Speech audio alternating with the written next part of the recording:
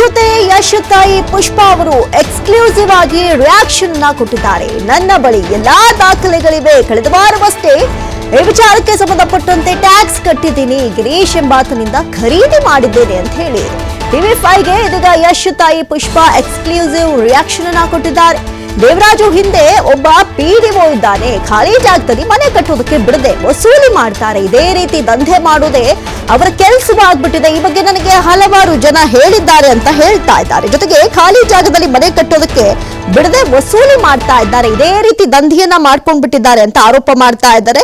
ಇನ್ನು ಸದ್ಯಕ್ಕೆ ಬೆಳ್ಳಂಬೆಳಿಗ್ಗೆ ಈ ಒಂದು JCB ಮೂಲಕ ಕಾಂಪೌಂಡ್ ತೆರವು ಮಾಡಿದಂತಹ ವಿಚಾರ ಸುದ್ದಿ ಆಗ್ತಾ ಇದ್ದಂತೆ ಇದೀಗ ಕೋರ್ಟ್ನ ಮೂಲಕವೇ ಈ ಒಂದು ಅಕ್ರಮ ಒತ್ತುವರಿಗೆ, ಅಕ್ರಮ ಕಾಂಪೌಂಡ್ ನಿರ್ಮಾಣಕ್ಕೆ ಇದೀಗ ಕೋರ್ಟ್ ಅನುಮತಿ ಕೊಟ್ಟ ನಂತರವೇ ಅದನ್ನ ತೆರವುಗೊಳಿಸಲಾಗಿದೆ ಅಂತ ಒಂದು ಕಡೆ ಮೂಲ ಜಾಗದ ಓನರ್ ದೇವರಾಜು ಹೇಳ್ತಾ ಇದ್ದಾರೆ. ಆದ್ರೆ ಇದೀಗ TV5 ಜೊತೆ ಯಶ್ ತಾಯಿ ಪುಷ್ಪಾ ಎಕ್ಸ್ಕ್ಲೂಸಿವ್ ಆಗಿ ಮಾತನಾಡಿದ್ದು ನನ್ನ ಬಳಿ ಎಲ್ಲಾ ದಾಖಲೆಗಳಿವೆ ಅಂತ ಹೇಳ್ತಾ ಇದ್ದಾರೆ.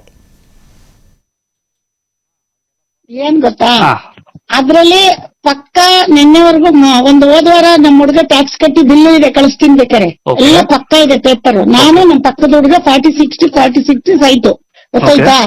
US ಅಲ್ಲಿ ಇದಾರೆ ಅವರು, ಹರೀಶ್ ಅಂತ ಅವ್ರ ಹೆಸರು, ಗಿರೀಶ್ ಅಂತ ಗೊತ್ತಾಯ್ತಾ. ಅವ್ರ ಹತ್ರದಿಂದ ನಾನ್ ಪರ್ಚೇಸ್ ಮಾಡಿರೋದು. ಇವ್ನು ಯಾವ್ದೋ ಹಳೆ ಪೇಪರ್ ಇಟ್ಕೊಂಡು ಯಾರೋ PDO ಅಂತ, ಏರಿಯಾ PDO, ಅವನಿಗೆ ಬ್ಲಾಕ್ ಮೇಲ್ ಅಂತ ಇವನು ಗೊತ್ತಾಯ್ತಾ. ಇವನಲ್ಲ, ಈಗ ಬಂದಿರೋನಲ್ಲ, ಅವ್ನ್ ಬಂದಿರೋನ್ಗೊಬ್ಬ ಆಫೀಸರ್ ಇದ್ದಾನೆ, ಇಂಥವ್ರನ್ನ ಬಿಡ್ತಾನೆ. ಆಫೀಸರ್ ಒಬ್ಬ ದೇವರಾಜು ಅಂತಾನೆ ಅಂತ, ಅವನ ಹೆಸರು ದೇವರಾಜ ನಟರಾಜ್ ಇರ್ಬೇಕು ಅವನ ಹೆಸರು. ಅವನು ಈ ತರದ್ದು ಎಲ್ಲಿ ಖಾಲಿ ಇದೆ ಸೈಟ್ಗಳು ಅವ್ರಿಗೆ ಮನೆ ಕಟ್ಟಕ್ ಬಿಡಲ್ಲ, ಅವನು ಗಲಾಟೆ ಮಾಡೋದು, ಅವ್ರ ಹತ್ರ ದುಡ್ಡು ವಸೂಲ್ ಮಾಡೋದು, ಈ ದಂಧೆ ಮಾಡ್ತಾನಂತೆ ಅವನು. ನನಗೆ ತುಂಬಾ ಜನ ಬಾಯಲ್ಲಿ ಹೇಳಿದ್ದಾರೆ, ಯಾರು ದಾಖಲೆ ಕೊಟ್ಟಿಲ್ಲ. ಈಗ ಡೆಮಾಲಿಷ್ ಆಗಿದೆಯಲ್ಲ, ನೀವೇನಾದ್ರು ಕಂಪ್ಲೇಂಟ್ ಮಾಡಿದಿರಾ ಅಥವಾ ನೀವೇನಾದ್ರು ಕೇಸ್ ಕೋರ್ಟ್ ಅಲ್ಲಿ ಇದೆ. ಇವಾಗ ನಮ್ ಲಾಯರ್ ಕಂಪ್ಲೇಂಟ್ ಮಾಡ್ತಾರೆ, ನಾನು ಬರ್ತೀನಿ ನಾಳೆ, ಅದನ್ನ ಕರೆಸ್ತೀನಿ ಅವನ್ನ. ಅವನು ಯಾರು ಬಂದಿದ್ದ JCB ಮೇಲೆ ಕಂಪ್ಲೇಂಟ್ ಕೊಡ್ತೀವಿ ಆಯ್ತಾ, ಅವನ ಮೇಲೆ ಕೊಡ್ತೀವಿ, ಅಲ್ಲಿ ಬಂದಿದ್ದವನು ಸ್ಪಾಟಿಗೆ ಕೊಡ್ತೀವಿ, ಕೋರ್ಟ್ಗೆ ಡಿಫಾಮೇಶನ್ ಹಾಕ್ತಿವಿ ಗೊತ್ತಾಯ್ತಾ. ಓಕೆ ಮೇಡಮ್, ಈಗ ನಾಳೆ ನಿಮ್ದೇನಿದೆ ಮೇಡಮ್ ಪ್ರೋಸೆಸ್?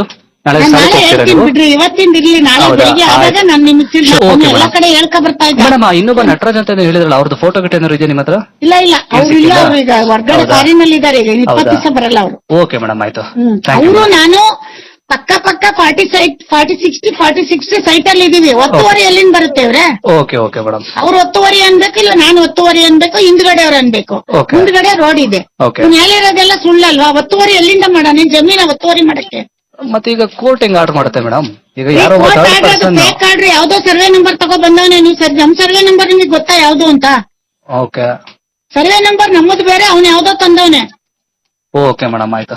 ಸರ್ವೆ ನಂಬರ್ ನಂದು ನೋಡಿ ನೀವು ಟ್ಯಾಲಿ ಮಾಡ್ಬಿಟ್ಟು ಹೇಳ್ಬೇಕು, ಸರ್ವೆ ನಂಬರ್ ನಮ್ದಲ್ಲ. ಹೌದಾ? ಗೊತ್ತಾಯ್ತಾ? ಚೆಕ್ ಮಾಡೋರು ಏನ್, ಅವ್ನು PDO ಅಲ್ವೇನ್ರಿ, ಏನ್ ಬೇಕಾದ್ರೂ ಮಾಡ್ತಾನ ಅವನು. ಸಂಡೆ ಯಾಕೆ ಬಂದವನು ಅವನು? ಓಕೆ ಮೇಡಮ್, ಆಯ್ತು. ನಾವು ಇಲ್ದಿರೋ ಟೈಮ್ ನೋಡ್ಕೊತಾನೆ, ಅಲ್ಲೊಂದಷ್ಟು ಜನ ಚೇಳಗಳು ತಕೊಂಡವನೆ. ಓಕೆ, ಅವ್ರು ಹೇಳ್ತಾರೆ ಈಗ ಹೆಸರು ಎಲ್ಲಿ ಬಂದ್ರು, ಎಲ್ಲಿ ಹೋದ್ರು, ಯಾವಾಗ ಬಂದ್ರು ಅಂತ ಹೇಳ್ತಾರೆ ನೋಡಿ ಕೆಲವರು. ಹಂಗೆ ಮೇಡಮ್, ಈ ಮಾಹಿತಿ ನಿಮ್ ಮಗಂಗೂ ಏನಾದ್ರು ಗೊತ್ತಿದ್ಯಾ? ಅವೆಲ್ಲ ಅಷ್ಟೊಂದೆಲ್ಲ ತಲೆ ಕೆಡಿಸ್ಕೊಳ್ಳೋ ಟೈಮ್ ಇಲ್ಲ, ಅವನಿಗೆ ಗೊತ್ತು, ಅವ್ರ ಅಮ್ಮ ನೋಡ್ಕೊತಾರೆ ಅಂತ ಬಿಡಿ. ಓಕೆ ಮೇಡಮ್, ಆಯ್ತು, ಥ್ಯಾಂಕ್ ಯು. ಏನ್ ಗೊತ್ತಾ, ಅದ್ರಲ್ಲಿ ಪಕ್ಕ ನಿನ್ನೆವರೆಗೂ ಒಂದು ಹೋದ್ವಾರ ನಮ್ಮ ಹುಡುಗ